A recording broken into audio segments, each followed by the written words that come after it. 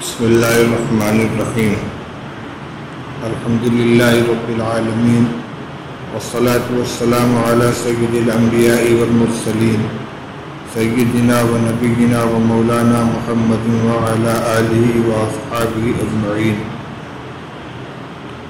اما بعد فعن ابی بکرۃ رضی اللہ تعالی عنہ ان رجلا قال یا رسول اللہ ای الناس خیر قال من طال عمره وحسن عمله قال فأي الناس شر قال من طال عمره وساء عمله رواه احمد والدارمی او كما قال رسول اللہ صلی اللہ علیہ وسلم۔ بزرگان محترم عزیز اور بھائیوں، اس وقت میرے سامنے مشکاۃ شریف کا باب استحباب المال والعمر للطاعہ کھلا ہوا ہے، جس کا ترجمہ ہے کہ مال کا اور عمر کا طاعت اور بندگی کے لیے پسندیدہ ہونا، یعنی اگر اللہ تعالیٰ کسی کو مال عطا فرمائے اور لمبی عمر عطا فرمائے اور اس کے ساتھ وہ مال حلال طریقے پر کمائے اور اللہ کو راضی کرنے والے کاموں میں خرچ کرے، اسی طرح اپنی عمر کو نیک اعمال کے اندر صرف کرے، تو یہ مال بھی پسندیدہ ہے اور عمر بھی پسندیدہ ہے۔ مومن کو اگر اللہ تعالیٰ نے لمبی عمر عطا فرمائی اور عمل صالح کی توفیق عطا فرمائی تو یہ اس کے حق میں بہت بڑی نعمت ہے۔ اسی طرح اگر حلال مال عطا فرمایا اور اسے نیک کاموں میں خرچ کرنے کی توفیق عطا فرمائی، یہ بھی اللہ کا بہت بڑا احسان ہے۔ اسی باب استحباب المال والعمر للطاعات سے چند روایات کا ترجمہ آپ کے سامنے پیش کرتا ہوں۔ جو حدیث میں نے خطبے کے بعد پڑھی ہے، یہ حضرت ابو بکرہ رضی اللہ تعالی عنہ سے مروی ہے۔ یہ صحابی حضرت ابو بکر رضی اللہ عنہ کے علاوہ ہیں، ابو بکرہ۔ وہ فرماتے ہیں کہ ایک شخص نے عرض کیا کہ یا رسول اللہ ای الناس خیر، لوگوں میں کون انسان سب سے بہتر ہے؟ قال من طال عمره وحسن عمله، فرمایا کہ وہ شخص کہ جس کی عمر لمبی ہو اور اس کا عمل اچھا ہو۔ قال فأي الناس شر قال من طال عمره وساء عمله، پھر اس نے پوچھا کہ کون انسان برا ہے؟ فرمایا کہ جس کی عمر لمبی ہو اور اس کا عمل خراب ہو۔ رواہ احمد والدارمی۔ غور کیجئے، اس روایت کے دونوں حصوں میں طول عمر کا تذکرہ ہے۔ جو انسان سب سے اچھا ہے وہ بھی طویل العمر ہے، اور جو سب سے خراب ہے وہ بھی لمبی عمر والا ہے۔ معلوم ہوا کہ صرف عمر کا لمبا ہونا یا چھوٹا ہونا یہ کسی انسان کے اچھے یا برے ہونے کا معیار نہیں ہے، بلکہ دیکھنا یہ ہے کہ اس نے عمر کے لمحات کو، اوقات کو کن اعمال کے اندر، کن مشاغل کے اندر صرف کیا ہے۔ چنانچہ فرمایا کہ جس کو اللہ تعالیٰ نے لمبی عمر عطا فرمائی اور اس نے اپنی عمر کا صحیح استعمال کیا، اللہ کی بندگی میں، نیک اعمال میں جتنی نیکی کمانے کے راستے تھے ان سب کے اندر اپنی عمر کی ایک ایک لمحے کی کو خرچ کیا، عمر کی قدر کی، تو اس کے حق میں یہ طول عمر نعمت بن گئی اور وہ خیر الناس کے اندر شامل ہو گیا۔ اور اس کے برخلاف ایک بندہ وہ بھی ہے کہ جس کو اللہ نے عمر عطا فرمائی، اگر وہ چاہتا تو عمر کے ان لمحات کو جنت حاصل کرنے والے اعمال میں، اللہ کو راضی کرنے والے اعمال میں اور اپنے آپ کو خیر الناس بنانے والے اعمال میں صرف کرتا، لیکن اس نے اپنی عمر ضائع کر دی، تو عمر اس کو بھی ملی، تو اس کے لیے لمبی عمر کا ملنا باعث خیر نہیں ہوا، بلکہ اس کی بدعملی کی بنا پر اس کو شر الناس کے اندر لے گیا۔ اور بعض روایات سے اس کی اور زیادہ تائید ہوتی ہے کہ لمبی عمر کے ساتھ اگر حسن عمل شامل ہو جائے تو یہ اللہ کی کتنی بڑی نعمت ہے۔ عن عبید بن خالد رضی اللہ تعالی عنہ ان النبی صلی اللہ علیہ وسلم آخا بین رجلین فقتل احدهما فی سبیل اللہ ثم مات الآخر بعده بجمعة او نحوها فصلوا علیہ فقال النبی صلی اللہ علیہ وسلم ما قلتم قالوا دعونا اللہ ان یغفر له ویرحمه ویلحقه بصاحبه فقال النبی صلی اللہ علیہ وسلم فأین صلاته بعد صلاته وعمله بعد عمله او قال صيامه بعد صيامه لما بینهما ابعد مما بین السماء والارض رواہ ابو داؤد والنسائی۔ حضرت عبید بن خالد رضی اللہ تعالیٰ عنہ فرماتے ہیں کہ نبی کریم صلی اللہ علیہ وسلم نے دو آدمیوں کے درمیان مواخات کا رشتہ قائم فرمایا۔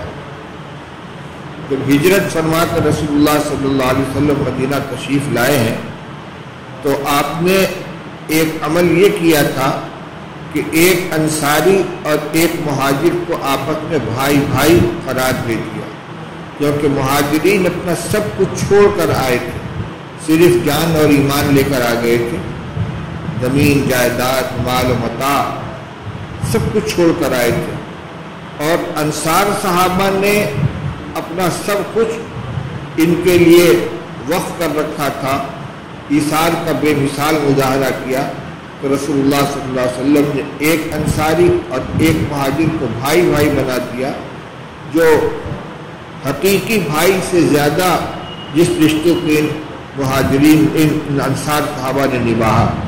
تو آپ نے دو آدمیوں کے درمیان مواخات کا بھائی بھائی کا رشتہ قائم فرما دیا۔ فرماتے ان میں سے ایک تو اللہ کے راستے میں شہید ہو گیا، پھر دوسرا بھائی اس کے ایک ہفتہ بعد یا تقریباً اتنے ہی دن کے بعد انتقال کر گیا۔ ایک بھائی شہید ہو گیا راہ خدا میں، اور اس کے ایک ہفتہ یا تقریباً اتنی ہی مدت کے بعد دوسرا بھائی انتقال کر گیا، یعنی شہید نہیں ہوا، طبعی موت اس کو آئی۔ فصلوا علیہ، لوگوں نے اس کی نماز جنازہ پڑھی۔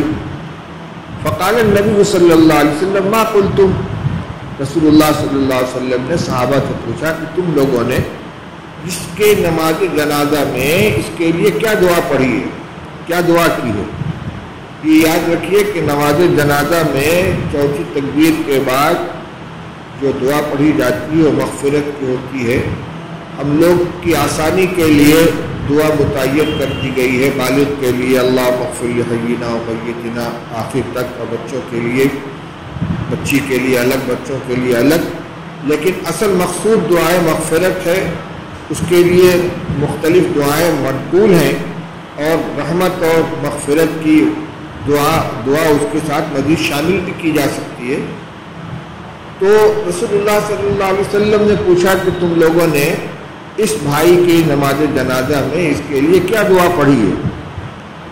کہنے لگے کہ دعونا اللہ ان یغفر له ویرحمہ ویلحقہ بصاحبہ، کہنے لگے ہم لوگوں نے اللہ سے یہ دعا کی ہے کہ اللہ تعالیٰ اس کی مغفرت فرما دے اور اس کے ساتھ رحم کا معاملہ فرمائے اور اس کو اس کے ساتھی سے ملا دے، یعنی جو بھائی اس کا راہ خدا میں شہید ہوا ہے، شہادت کا مقام بہت اونچا ہوتا ہے، وہ اونچے درجے میں ہوگا، یہ شہید نہیں ہوا ہے، اللہ تعالیٰ اس کے ساتھ کرم کا معاملہ فرما کر اجر و ثواب کے اعتبار سے اس بھائی کے مقام تک پہنچا دے۔ اس کا مطلب یہ ہوا کہ صحابہ رضی اللہ تعالیٰ عنہ کے ذہن میں یہ بات تھی کہ کہ ایک ہفتہ پہلے شہید ہونے والے کا مقام و مرتبہ اونچا ہے کیونکہ وہ شہید ہوا ہے، اور اس بھائی کا انتقال طبعی طور پر ہوا ہے، اس کا وہ مقام نہیں ہے۔ تو رسول اللہ صلی اللہ علیہ وسلم نے فرمایا فَأَيْنَ صَلَاتُهُ بَعْدَ صَلَاتِهِ وَعَمَلُهُ بَعْدَ عَمَلِهِ أَوْ قَالَ صِيَامُهُ بَعْدَ صِيَامِهِ۔ فرمایا اچھا، تو جو نمازیں اس نے اس بھائی کے بعد پڑھی ہیں اور جو عمل اس کے بعد کیا ہے، یا یوں فرمائے کہ جو روزے اس کے بعد رکھیں وہ کہاں جائیں گے؟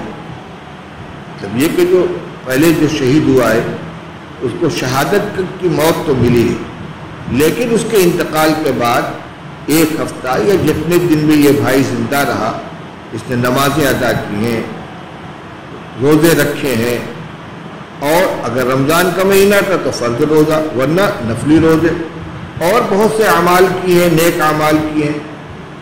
ان اعمال کی کوئی حیثیت نہیں، یہ کہاں جائیں گے؟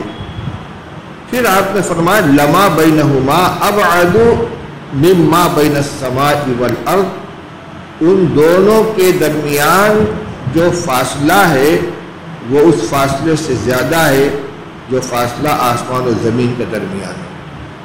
یعنی بعد میں انتقال کرنے والے بھائی کا مرتبہ پہلے شہید ہونے والے بھائی کے مقابلے میں اتنا بلند ہے، اتنا اونچا ہے جتنا فاصلہ آسمان و زمین کے درمیان ہے۔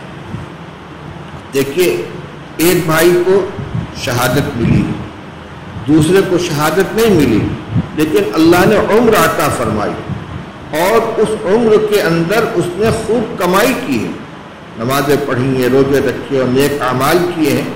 تو وہی بات آ گئی کہ مال اور عمر اگر اللہ کی طرف سے ملے اور اس کو نیک عمل کے اندر خرچ کرے تو اس سے اس کا مقام و مرتبہ بلند ہوتا ہے۔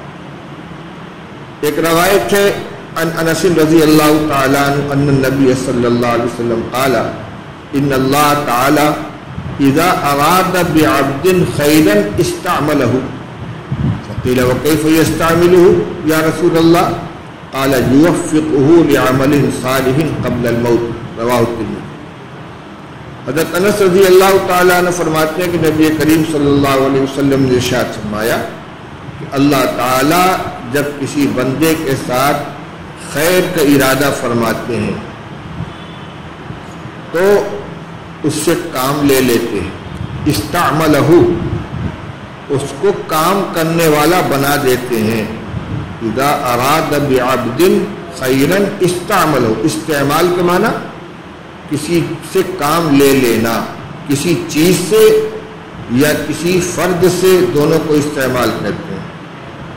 چنانچہ جب کوئی چیز کام میں لی جاتی ہے کہ میں نے فلاں چیز استعمال کی، یعنی اس کو اپنے عمل میں لیا ہے۔ جب اللہ تعالیٰ کسی بندے کے ساتھ خیر کا ارادہ فرماتے ہیں تو اس سے کام لے لیتے ہیں۔ فقیل وکیف یستعملہ یا رسول اللہ، پوچھا گیا کہ یا رسول اللہ کیسے اس کو استعمال فرماتے ہیں؟ مطلب یہ کہ بندہ تو ہر وقت کسی نہ کسی کام میں لگا ہی رہتا ہے، اس میں خیر کا ارادہ اور بے ارادہ دونوں برابر معلوم ہوتے ہیں، ہر آدمی کسی نہ کسی کام میں لگا رہتا ہے۔ تو اس کا کیا مطلب ہوا کہ جب اللہ تعالیٰ کسی بندے کے ساتھ خیر کا ارادہ فرماتے ہیں تو اس سے کام لے لیتے ہیں۔ آپ نے فرمایا یوفقہ لعمل صالح قبل الموت، اللہ تعالیٰ اس کو مرنے سے پہلے کسی عمل صالح کی توفیق عطا فرما دیتے ہیں۔ یہ ہے استعمال کرنا، یعنی مطلق کام لینا نہیں بلکہ عمل صالح کی توفیق عطا فرما دیتے ہیں۔ تو دیکھیے عمر تو ملی سب کو، لیکن جس کو اللہ نے نیک عمل کی توفیق عطا فرمائی اس کو اس کے ساتھ اللہ کی طرف سے خیر کا معاملہ ہوا۔ سب کا حاصل یہی نکل رہا ہے کہ عمر کا ایک ایک لمحہ انتہائی قیمتی ہے۔ اگر اس کو نیک عمل میں، اللہ کی رضا میں اور آخرت کی کمائی کے اندر خرچ کیا جائے تو مومن کی زندگی کا ایک ایک لمحہ انتہائی قیمتی ہے، اس کا کوئی بدل نہیں ہے، اس کی کوئی قیمت نہیں ادا کی جا سکتی۔ اس لیے رسول اللہ صلی اللہ علیہ وسلم نے ایک مشہور روایت ہے اغتنم خمسن قبل خمسن، کہ 5 حالتوں کو 5 حالتوں سے پہلے غنیمت جان لو۔ ان میں 5 حالات کا 5 حالات سے تقابل کیا گیا اور فرمایا کہ صحتک قبل سقمک۔ روایت چونکہ زبانی پڑھ رہا ہوں اس لیے ان 5 چیزوں کی ترتیب میں فرق ہو سکتا ہے، روایت اپنی جگہ پر دیکھ لی جائے، لیکن یہ 5 چیزیں ہیں۔ فرمایا صحتک قبل سقمک، اپنی تندرستی کو اپنی بیماری سے پہلے غنیمت جان لو، کیونکہ تندرستی کے زمانے میں آدمی جتنا کام کر لیتا ہے بیماری کی حالت میں اتنا کام نہیں کر سکتا۔ غنا کا قبل فقر کا، خوشحالی کو تنگ دستی سے پہلے غنیمت جان لو۔ کیوں؟ اس لیے کہ خوشحالی مالداری کے اندر بہت سے نیک کام ایسے ہیں کہ جو آدمی پیسے کے ذریعے سے انجام دے سکتا ہے، صدقہ، خیرات، انفاق فی سبیل اللہ۔ تنگ دستی میں نیکی کمانے کے اور راستے تو کھلے ہوئے ہیں، لیکن جو نیکی انفاق فی سبیل اللہ، صدقہ خیرات کے راستے سے ہو سکتی ہے وہ نہیں ہو پاتی۔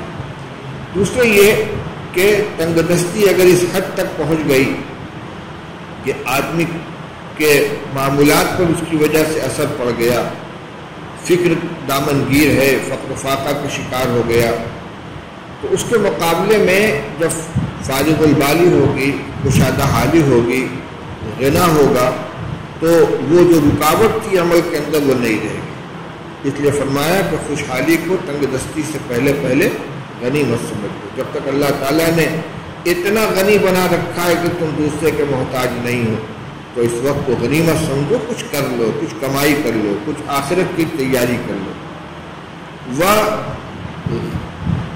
فرمایا کہ وہ فراغ کا قبل شغلی کا، اور اپنے فرصت کو اپنی مشغولیت سے پہلے غنیمت سمجھ لو۔ چاہے دنیا کی مشغولیت ہو اپنے کام میں یا کسی دوسرے کے کام میں، مشغولیت کی وجہ سے جب آدمی عمل نہ کر سکے تو اس کے مقابلے میں فرصت کے ایام، فرصت کے اوقات کو غنیمت سمجھ لینا چاہیے کہ جتنا کر سکے کر لے۔ اور رمضان شریف کے اندر آدمی عام طور سے اپنے دنیا کے کام سے اپنے آپ کو بہت کچھ آزاد رکھتا ہے، اور خاص طور سے وہ لوگ کہ جو اعتکاف کے لیے مسجد کے اندر آ کر بیٹھ جاتے ہیں، ان کے ذمہ دنیا کا کوئی کام نہیں ہے، ان کو روایت کے اس ٹکڑے سے خاص طور سے فائدہ اٹھانا چاہیے کہ فراغ کا قبل شغل کا، اللہ تعالیٰ نے مشغولیت سے آزاد کر کے فرصت کے جو لمحات عطا فرمائے ہیں ان کو خوب غنیمت سمجھ۔ اور اس روایت کا جو سب سے پہلا ٹکڑا تھا وہ تھا شباب کا قبل حرمی کا، کہ اپنی جوانی کو اپنے بڑھاپے سے پہلے غنیمت جانے۔ یہاں بھی وہی بات ہے کہ جوانی کے اندر قوا مضبوط ہوتے ہیں، آدمی کے اندر کام کرنے کی صلاحیت بھی ہوتی ہے، ہمت بھی ہوتی ہے، اور بغیر تکان کے، بغیر پریشانی کے وہ زیادہ کام کر سکتا ہے۔ جب بڑھاپا آ جاتا ہے آدمی کے قوا مزمحل ہو جاتے ہیں، کھڑے ہونے کی طاقت نہیں، بیٹھنے کی طاقت نہیں، تھوڑا کام کر کے آدمی تھک جاتا ہے، تو اس وقت میں چاہنے کے باوجود اتنا کام نہیں کر پاتا۔ تو فرمایا کہ اللہ تعالیٰ نے اگر جوانی عطا فرمائی ہے تو اس کو غنیمت سمجھ لو۔ یہاں بھی وہی بات ہے، غنیمت سمجھنے کے کیا مطلب ہے؟ کام میں لے لو، جوانی سے کام لے لو، غنا سے کام لے لو، فرصت سے کام لے لو، صحت سے کام لے لو۔ اور آخر میں فرمایا حیات کا قبل موت کا، اپنی زندگی کو موت سے پہلے غنیمت جانا۔ یہ ٹکڑا کہ بالکل اس مضمون کے لیے نص ہے، صراحت ہے کہ جتنی زندگی ملی ہے اس کی ایک ایک لمحے کی قدر کر لو، جس حال میں بھی ہو۔ ٹھیک ہے، اگر جوانی نہیں ہے بڑھاپا تو ہے، فرصت نہیں ہے مشغولیت تو ہے، غنا نہیں ہے فقر تو ہے، لیکن زندگی تو ہے۔ موت کے بعد تو یہ بھی نہیں رہے گی، اس لیے زندگی کے ایک ایک لمحے کو غنیمت سمجھ لو۔ تو یہ روایت ہم کو یہ بتلا رہی ہے کہ مومن کی زندگی انتہائی قیمتی ہے، اس کے ایک ایک لمحے کو وصول کیا جا سکتا ہے۔ اور اس کے ساتھ دوسرا ٹکڑا جو تھا مال، اس کا بھی یہی معاملہ ہے کہ اگر اللہ تعالیٰ نے پیسہ دیا ہے، خوشحالی عطا فرمائی ہے، غنا عطا فرمایا ہے، اور آدمی کو نیک عمل کی توفیق مل رہی ہے، تو یہ خوشحالی اس کے لیے بہت بڑی نعمت ہے۔ عن رجل من اصحاب النبی صلی اللہ علیہ وسلم قال كنا في مجلس فطلع علينا رسول الله صلى الله عليه وسلم وعلى رأسي أثر ماء فقلنا يا رسول الله نراك طيب النفس فقال أجل قال ثم خاض القوم في ذكر الغنى فقال رسول الله صلى الله عليه وسلم لا بأس بالغنى لمن اتقى لا بأس بالغنى لمن اتقى الله عز وجل والصحة لمن اتقى خير من الغنى وطيب النفس من النعيم رواه احمد۔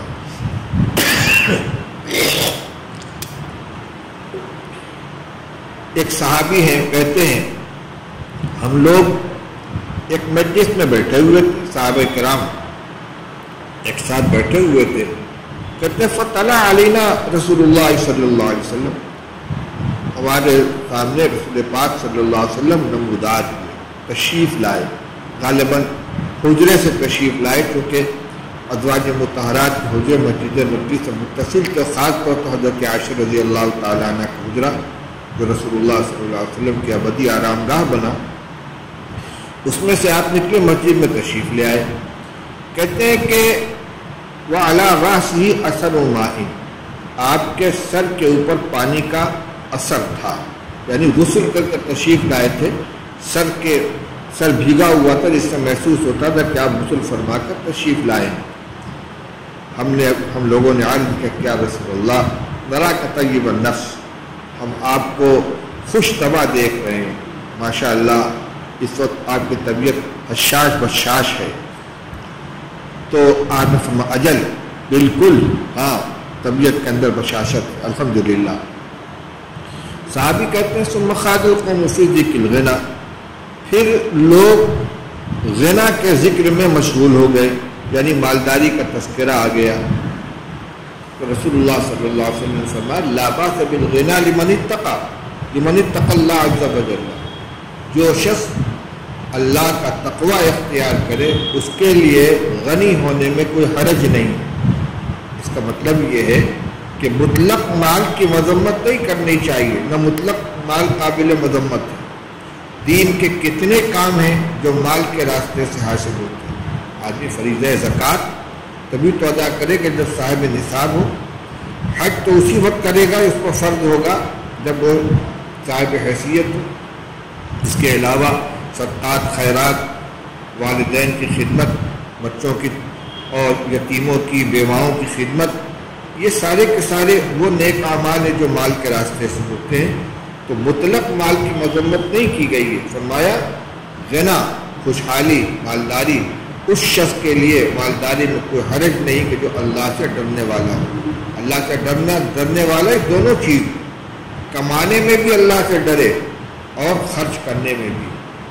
کمائی کرے تو نیک صحیح راستے سے، اور خرچ بھی کرے تو صحیح جگہ پر، کیونکہ محشر کے میدان میں جو ہر شخص سے 5 سوالات ہوں گے، اس میں یہ 2 سوال بھی شامل ہوگا، ان مالہ من این اکتسبہ وفیما انفقہ، مال کے بارے میں پوچھا جائے گا کہ مال کہاں سے کمایا اور کہاں خرچ کیا۔ تو اللہ سے ڈرنے والا ہو غنا کے اندر، یعنی صحیح راستے سے کمائے، صحیح جگہ پر خرچ کرے، اور تلاش کر کے اللہ کی رضا حاصل کرنے کے لیے مال کو خرچ کرے۔ تو آپ نے فرمایا کہ غنا میں کوئی حرج نہیں اس شخص کے لیے کہ جو اللہ عز و جل سے ڈرے۔ پھر فرمایا وَالصِّحَّةُ لِمَنِ اتَّقَىٰ خَيْرٌ مِّنَ الْغِنَىٰ، اور اللہ سے ڈرنے والے کے لیے تندرستی غنا سے بھی بہتر ہے۔ یعنی ایک نعمت خوشحالی ہے اور ایک نعمت تندرستی ہے، تو تندرستی کی نعمت مالداری کی نعمت سے بھی بڑھ کر ہے۔ اسی کو سالک نے کہا ہے کہ تنگ دستی اگرچہ ہو سالک تندرستی ہزار نعمت. اگر تنگ دستی کے ساتھ بھی تندرستی ہے تو بھی نعمت ہے. ہاں اگر تنگ دستی نہ ہو اور یوں کہہ دیں کہ تنگ دستی اگر نہ ہو سالک تندرستی ہزار نعمت ہے اور اعلیٰ درجے کی بات ہے. لیکن تقابل کے اعتبار سے ایک نعمت غنا ہے, ایک نعمت صحت ہے. تو آپ فرماتے کہ نعمت صحت نعمت غنا کے مقابلے میں بڑی ہوئی ہے. اور فرمایا وطیب النفس من النعیم. یہ جو تم نے مجھ کو دیکھ کر کہا کہ آپ کو ہم طیب النفس دیکھ رہے ہیں, خوش طبع دیکھ رہے ہیں, طبیعت میں بشاشت نظر آ رہی ہے, تو طبیعت کی بشاشت بھی اللہ کی نعمتوں میں سے. ابھی ہمارا ذہن اس طرف جاتا ہے کہ ہم غم سے آزاد ہیں, کوئی فکر سوار نہیں ہے, کوئی پریشانی ذہنی نہیں ہے. یہ بھی اللہ کی نعمت ہے, اس کو بھی اللہ کی نعمت قرار دیا گیا. بہرحال آج کے اس درس کا خلاصہ یہ ہے کہ یہ دو نعمتیں, ایک مال اور ایک عمر, یہ اللہ تعالیٰ جس کو عطا فرمائیں اور پھر وہ ان مال کو اور عمر کو, زندگی کے لمحات کو آخرت کی تیاری کے لیے خرچ کرے. یہ مال بھی اس کے لیے اللہ کی بہت بڑی نعمت ہے اور یہ عمر کا ایک ایک لمحہ بھی اس کے لیے نعمت ہے. اور یہ مال بھی پسندیدہ اور یہ عمر بھی پسندیدہ. اس کے برخلاف اگر کسی کو عمر تو ملی لیکن اس کو خیر کے اندر خرچ نہیں کیا, مال تو ملا مگر خیر میں خرچ نہیں کیا, تو یہ مال اور یہ عمر اس کے لیے وبال بن جائے گا. اپنی زندگی کا کسی کو پتہ نہیں کہ کتنی عمر میری باقی ہے. اس لیے جو بھی لمحات اللہ تعالیٰ نے عطا فرمائے, آدمی چاہے بوڑھا ہو, چاہے جوان ہو, چاہے بچہ ہو, عورت ہو یا مرد ہو, ہر لمحے کی قدر کرے اور آخرت کی تیاری کے لیے اس کو خرچ کرے. دنیا کے کام ترک کر کے گوشہ نشین ہونے کی تعلیم نہیں دی جا رہی ہے, بلکہ دین کے احکام کو, مطالبوں کو زندگی کے ہر شعبے میں اختیار کرنا یہ دین ہے. تجارت کر رہا ہے دین کے مطابق کر رہا ہے تو یہ بھی دین ہے. والدین کی خدمت کر رہا ہے, بیوی بچوں کے ساتھ ہے, وہاں اللہ کا حکم پورا کر رہا ہے, یہ بھی دین ہے. بلکہ رسول اللہ صلی اللہ علیہ وسلم تو یہ بھی فرماتے ہیں کہ اگر دوپہر کو آدمی سو رہا ہے اس نیت سے کہ رات کو تہجد کے وقت آنکھ کھل جائے, یہ بھی اس کے حق میں عبادت بن جائے گی. آپ نے فرمایا کہ دوپہر کے سونے کے ذریعے رات کے جگنے پر قوت حاصل کرو. تو نیت اور اس اپنے عمل کو دونوں کو آخرت کے لیے صرف کرنا یہ بڑی سعادت کی بات ہے. اللہ تعالیٰ نے اس کی توفیق نصیب فرمائے. وآخر دعوانا الحمدللہ.